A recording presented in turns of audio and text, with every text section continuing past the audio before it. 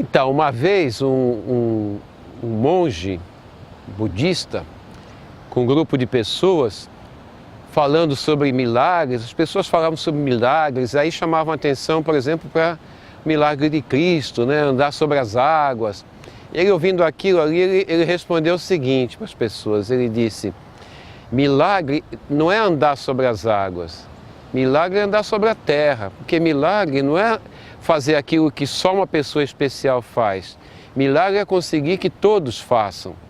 Então, na educação a gente vive alguma coisa assim, né? Porque nós do esporte, nós da educação física, a gente vive perseguindo o grande atleta, o grande talento, né? Aquele que vai ser o campeão olímpico, o campeão mundial. Mas isso é mais fácil de fazer do que ensinar esporte para todo mundo. Então, o verdadeiro milagre na nossa área não é ensinar a ser campeão do mundo, né? Ser campeão do mundo de atletismo, ou de futebol, ou de basquete. O nosso milagre seria ensinar esporte para todo mundo. Isso a gente nunca conseguiu. Porque na educação brasileira, a gente tem uma coisa assim, você tem um campeão de matemática, mas a gente não ensinou matemática para o povo brasileiro. Você tem o campeão de português, de redação, mas a gente não conseguiu ensinar os brasileiros a lerem criticamente, entenderem as coisas que leem. A gente conseguiu ter campeões no mundo de futebol, de atletismo, mas a gente não conseguiu ensinar esporte para todo o nosso povo. E se a gente ensinasse esporte para todo o nosso povo, a gente teria, no campo do alto rendimento, provavelmente, quase que certamente, melhores resultados, mesmo que esse não fosse o objetivo.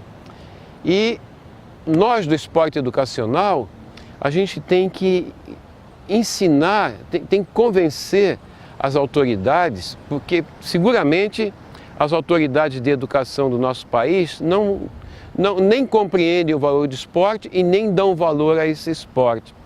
E a gente teria que convencer a nossa sociedade, nossas autoridades, de que o esporte ele pode ser muito transformador. O esporte por si só, ele não é nem bom nem ruim. Ele pode ser para o bem e pode ser para o mal. O esporte para o bem, ou seja, o esporte que vai formar um bom cidadão, que vai ensinar o valor da liberdade, o valor da generosidade, né? O esporte que vai transformar a pessoa em alguém que tenha criticidade, né? Que dê valor à democracia. Esse esporte só pode ser produzido quando for orientado por bons professores. Então tudo começaria, né, por formar bons professores, por investir na formação dos professores, pela valorização do salário dos professores. Só que ao longo da nossa história, o país foi desvalorizando professores. E o que é o professor? Não importa se o professor de esporte, de educação física, ou professor de geografia. O professor é a terceira pessoa mais importante na vida de alguém.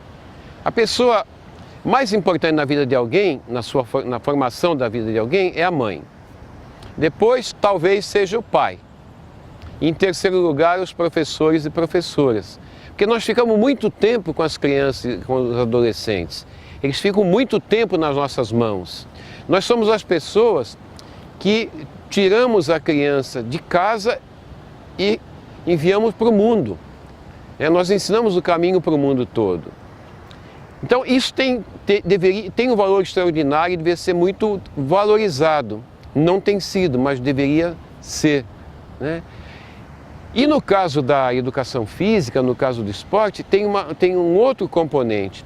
Nós do esporte escapamos dessa arquitetura tradicional, que eu julgo danosa, de prender crianças e adolescentes, principalmente as crianças, dentro de salas de aulas, presas numa carteira com meio metro quadrado de movimentação. Isso é desumano, isso é cruel.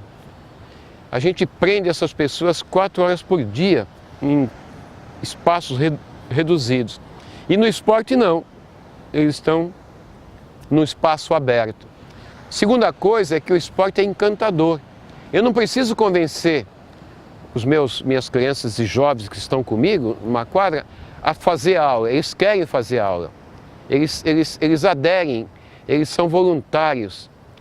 Então, com uma bola, como dizia o Sócrates, né, com uma bola nos pés ou nas mãos, eu posso ensinar de tudo para eles, porque eles querem aprender. Então, o motivo de levá-los ali é o futebol, é o basquete, é o atletismo, né? é o handebol, mas é o tênis.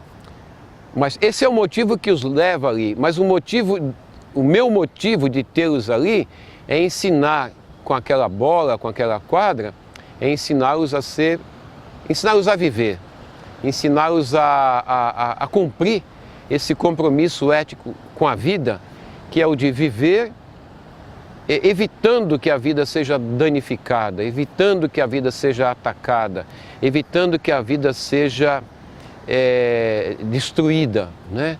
Ensinando que a gente tem que cuidar do meio ambiente, ensinando que a gente tem que cuidar das pessoas, ensinando que temos que saber cuidar dos mais novos, dos mais velhos, e ensinando a fazer isso com valores como generosidade, como amorosidade, com caridade, né? Como democracia, cooperação, né? Então são essas coisas que o esporte pode ensinar, mas de uma maneira extremamente simples, extremamente prática. Ensinar isso com bola. Eu não preciso fazer discurso para meus alunos. Eu ensino um jogo, por exemplo, que seja cooperativo. E à medida que eles vão aprendendo aquele jogo, eu vou aumentando as exigências de cooperação.